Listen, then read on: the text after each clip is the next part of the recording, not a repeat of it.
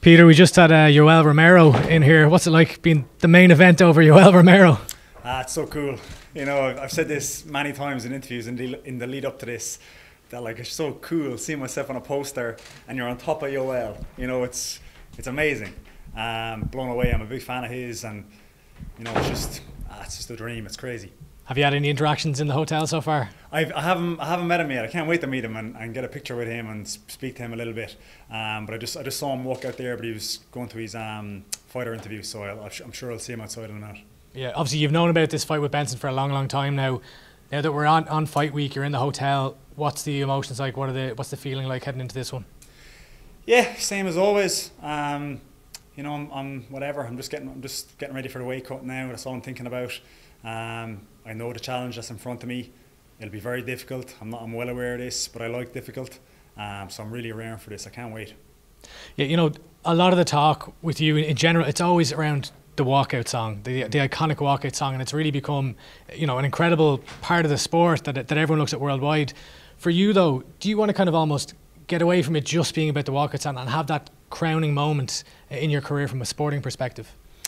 Yeah, of course. But I feel like I've had lots of great moments in my career. Even here in the Tree Arena, I've had some great moments, and my last few fights have had great finishes and great moments. So I feel like I'm doing that as well. But the walkout is just part of my identity now, and I'm very grateful for that. And I'm very grateful for the Irish fans that they like my style and support me. And I said it to someone there this morning in another interview that like I wouldn't really have a career the way it is if it wasn't for the fans here, to be honest, and I'm well aware of this, and I'm very grateful for it. Yeah, you know, you've fought in far-flung places and in the depths of Russia, and you've put in the hard yards. You always talk about kind of doing it the right way. Do you feel that this Bellator run is the spoils of your labour?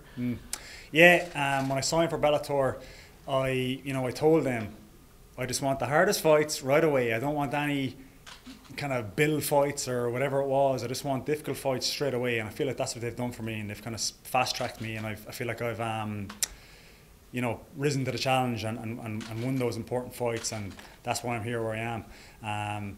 And to answer your question about it being a crowning moment, yeah, it is, and especially with the investment they're making in Ireland, I feel like I'm finally getting kind of recognition that perhaps I didn't get, except only for off the hardcore kind of fans that when I was doing all that kind of tough work in Russia. But now I feel like it's, you know, it's all coming good for me. Yeah, I was only watching an interview you did with Severe previously. We were giving Andrew McGahan a hard time for not covering him, so you're definitely getting the coverage now. Yeah. Peter, I spoke to Brian Moore recently, and we were speaking about your fight, and he said that for years he's been at you to say you should fight Benson Henson, you fight Benson Henson. To get it after so many years and watching Benson, you were seeing stuff like that. What does it mean? It's unreal. Like I've said this many times, but I'll say it again. You know, if you'd have told me 10, 12 years ago when I was sleeping in my car outside the gym, trying to get sessions in, that someday I'd be fighting Benson in the Tree Arena, and I'd probably be more popular than him, you know, I would have just laughed at you. It would have been such an absurd thing to say, but here it is. So it's, you know, I'm very proud of myself. My family are very proud of me. I can't wait to take this challenge now and get on with it. He's a very cool character. Using what his earlier nickname Smooth. Is it nice and different to build up to a fight with no animosity between you? It's just focusing on your own thing. Do you know what it is? I came in to check into the hotel yesterday, and he was just there as I walked in. It was nice just to shake hands and that's it, you know, not this kind of mean mugging and angry thing going on for 3 days in the hotel. So it is nice when that happens. Doesn't happen that often, but it's nice when it does. He's brought the family over. He's taken a holiday around Ireland after the fight. Do you give him any recommendations to get in Waterford? Yeah, sure, definitely. Just stay away from Limerick. Hey. Careful now. Just the card itself, we spoke to them all today with Yoel, Benson and Melvin. Melvin's last fight was an iconic fight. He spoke about the emotions. He might face Benson into his last contract as well. An iconic final two fights, isn't it, to be part of? Yeah, it's unreal. You know, it's amazing. This is the best show I think Bellator have put on, even though it's a high bar they've set. I think this one is probably all it's missing is James. If James was on it, it would just be amazing, but we'll do our best to carry the thing without him. But it's a big loss that James isn't on it. I'm missing him here in the hotel as well. He's always gives me good energy, and you know, it's a different feeling when he's not here. So it's an amazing show. I can't wait for it. Okay, thank you. Can I ask you about James as well, just that you mentioned it there? You know, whenever you're here, we're us covering a card or people around it, you see James and his family is around, very infectious character, but he comes across, maybe to fans, they don't maybe have that much respect for him. What is he like as someone who sees him behind the scenes and knows him very well, obviously? He's just a really nice kid. You know what I mean? I say that with the utmost respect. He's like a little brother. He's one of the kindest little guys you'll ever meet. Do you know what I mean? And on camera and things, he acts a bit different. I'm not sure why he does that. Maybe it's just to get people interested in him or whatever it is. But he is one of the nicest human beings and one of the most selfless people you'll ever encounter. That's what I can say about James. Obviously, the fight is coming up now, only a couple of days away. We spoke a couple of weeks ago, obviously, and getting prepared for it. But when you see Vincent here, I know it's good and there's no animosity and everything like that. But what? You've spoken about, I can't believe I'm in the same card as Vincent and Yoel. How do you kind of put that to a side and say, look, I can't be the B fighter here. I have to be the guy who's gone in there and beaten Vincent Henderson, not just happy to fight him? Yeah, I do put it aside. I say all these things, but I don't consider myself the B fighter. I'm the A side here. This is in the Tree Arena, let's not forget. You know what I mean? So I don't feel that way at all, and I'm not going to treat him any differently once I'm in. I find I have respect for him here. Once the bell rings, I'm not really going to... He's not going to be Benson Henderson anymore. He's just going to be some guy in front of me who's in my way. And I'm going to fight like I always do. I'm just going to try and kill him, basically. Do you know what I mean? So I don't worry about that at all, that it's going to affect me on the night or I'm going to be kind of starstruck by him or anything like this. Have you changed anything maybe mentally about the fight, the walkout, and just going into the fight? Because it can help you obviously, but it could hinder you as well if you got carried away in it. Is that something you've kind of felt before, and is something you're preparing for differently maybe this time? Yeah, I'm going to try and, do you know what I'm going to try and do this time? I'm going to try and enjoy it a bit more. I'm not going to be as serious and tense walking out and whatever. I'm actually just going to try and embrace it a bit more and enjoy it. And I think that will be better. I'm hoping anyway. Last one from me. Davy Fitz, new Waterford manager again. Will they win the All-Ireland next year? It's funny you said that. He's after appointing there's another Peter Queally, and so my brother sent me, actually tons of people sent it to me. It was a screenshot off Twitter announcing that Davy Fitz had brought in Peter Queally as his backroom staff, and there were so many people going, the MMA lad, question mark. So funny. Don't suit Davy's style anyway. Yeah. No worries. So just a question about this, and I don't normally like asking questions about the future for a fighter who's gone into a fight in such close proximity, but like this is such a big matchup. It's two big names. You're huge here, and Henderson has made such a big career. Taking that you win this fight on Friday, what do you think of next? Who's the next opponent? Like, it's hard for me to see who could be next on that kill list with such a high status fighter now coming to fight on Friday. I'd like it to be Patricky again. That's who I'd like. There's a bit, in fairness, there's a bit of a queue there for that title fight. There's a lot of good guys on wins and things there. But I think if I win in dominant fashion and some of the dominoes kind of fall my way, I think I could get that fight next, because I think he would like that fight next, to be honest, as well. I think he enjoyed fighting here. It was my experience talking to him in the dressing room afterwards. So I think there's a few things in my favour that I could kind of sneak in there again and get that title fight again straight away.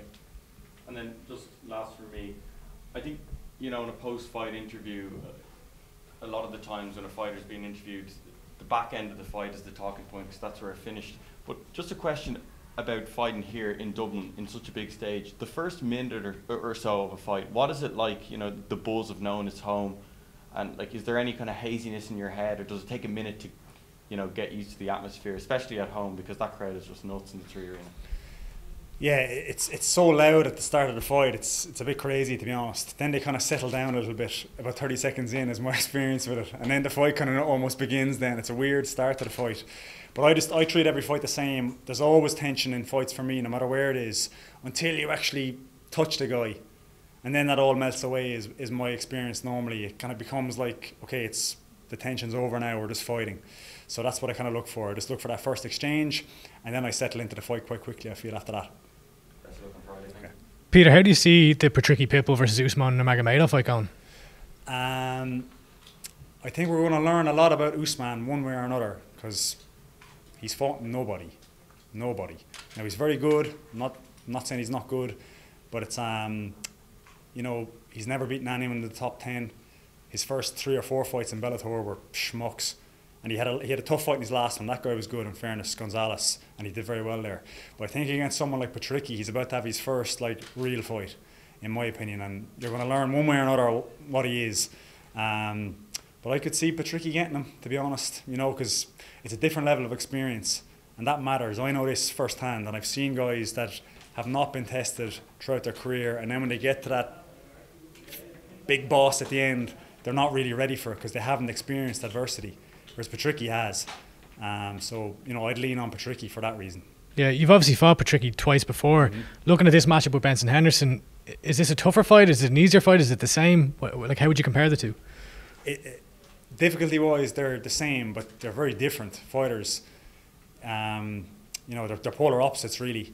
Patricky's kind of coming in he's got bricks for hands, and he's trying to just take your head off every second of the fight, whereas Benson's much more kind of calculated. And it's kind of a different pace. But difficulty-wise, they're the same. I mean, they fought each other. It was a split decision win for Patricky, so they're very close in skill level, but you know, it's the same level of skill, I think. Yeah, you talked about, you know, when you were reflecting back on that last Patricky fight that you rushed it a little bit too much.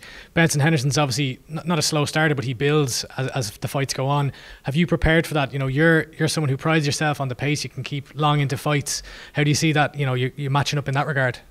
Yeah, I have given that a great deal of thought, and I think it's going to be a very unpleasant 25 minutes for both of us. That's what I envisage happening here. And I just think I can win a bit more of that than he can, and I'll get my hand raised at the end. But that's what I like. I hope it is that, honestly. I think, you know, that's fine for me. I read this week that you were someone who has carried Irish MMA, in my opinion, for the past 3-4 years, to the point now we're seeing guys like Lee Hammond and Kieran Clark saying, I want to take the hard path, like Peter Queally. How does that feel from your standpoint? You're seeing these young guys looking to you for inspiration. Do you feel any responsibility then as a gym leader now yourself? Yeah, I do, and I've actually spoken to both them about this at length. When Lee took that last fight against that Russian dude in wherever it was, I can't remember where he fought him, but it was an incredibly difficult fight for his third fight. And I told him, I said to him, that's it, like, bravo, and this will stand to you. Even before the fight happened, where he was going to win or lose it, I said, doesn't matter if you win or lose. This is what you need to do. If you really believe you can get to the top of this horrible pile of animals that we face, you have to do this. And you can cod yourself and take these stupid fights, but you're not going to go anywhere. So, you know, I think I have influenced Lee, to be honest, and Kieran in that regard. Especially Lee. I've spoken to him at length about that, and I'm glad he's doing that because he's good enough to do it. And that's how you get to the top, is by taking those hard challenges, and there's no other way. There's no other way at all. You started your career with a number of decision fights, and then when none of them are obviously easy, but when you stepped up in competition, then I think you went 3 KOs and 4. What changed from your standpoint where all of a sudden you're knocking these guys out? I think one thing that changed was I got much more confident in my striking. In my early days, I was always confident in my striking, but then I would wrestle a bit as well. I would when I just have the guy hurt and stuff, I would, you know, not go for the kill. So now I think that has changed. And also I think if you watch those fights, even though there was a lot of decisions in the early days, I was so close to knocking so many of them out. I just think I got a little bit of, you know, a little bit green, didn't quite go for the kill quite well enough. So maybe that's it. It's just experience that I'm more confident now that I can go for the kill, because sometimes you fear about getting tired and things if you go for the kill, and that's why guys don't do it, you know. So I guess it's that. You seem to rise to the level of your competition. Is there any regret you were going to step in the Tim Means Strickland fight? You had the visa issues. Is there any kind of sliding doors moment? You know, had I got that, what Peter Queally is standing in front of me today? Not really, because things are going so well now. It's easy to look back on that and not care about it. If things weren't going so well now, you'd look back at that very bitterly, I think. But things are going so well for me now. It's almost hard to envisage it going better, to be honest. So I don't really have much regrets about that. Also, I was actually saying to, I think it was Sean in an interview during the week, that was at welterweight. And at that time I was fighting on the regional scene at welterweight and doing very well. But I'm not under any illusion I would not be a top welterweight. I'm just too small. So perhaps it was a blessing in disguise that I never fought in the top level at welterweight, because maybe it wouldn't have went very well for me. So, you know, could have been a good thing. One of the things I admire the most about you is your mental toughness. And obviously coming off the back of like a loss, you're doing that. It seems like you've cast that aside. Is that something you have to actually work on? Like, could a normal person, for example, work on the way that mental toughness, or is that just something that's built into you? I think you can. I think it's built into people, but I think you can work on it as well. And how you work on it is just doing uncomfortable things. You know, I wasn't afraid to take a chance and move up to Dublin and take a risk on this and be uncomfortable for years, hoping that something would happen. You know, which are, even if you break it down to training situations, like the reason I think combat sports is good for just every people to do, just normal people working office jobs and things, or leading a more kind of regular life, is because it teaches you, or it's something very difficult, and that challenges you mentally and makes you tougher. So I think you can train it, to be honest, but you just have to embrace it and do difficult things, but that's something people aren't willing to do often. So, you know, that'd be my take on that. And finally, I spoke about Kieran Clark, Lee Hammond, obviously looking up to you. Who is the next person that gym that you say, okay, buy stock in this guy? I said this already this week. Asela Jude is the next guy. He's exceptionally talented. He can be anything he wants to be if he just keeps injury free. Appreciate that. Thanks very much for your best luck. Hi Peter, Jerry here, good to see you. You're looking very relaxed there. Is this a kind of a different fight week? You're kind of really calm and thoughtful, smiling even. Yeah, rare.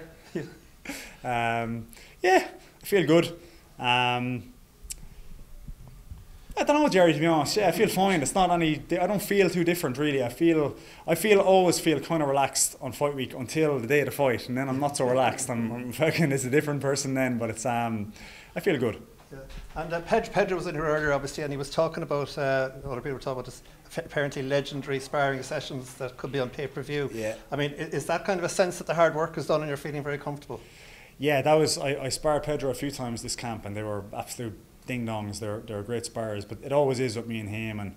And whenever I spar Pedro, and he's such a kind of a cardio machine himself, that's why I picked him, because that's what Benson is.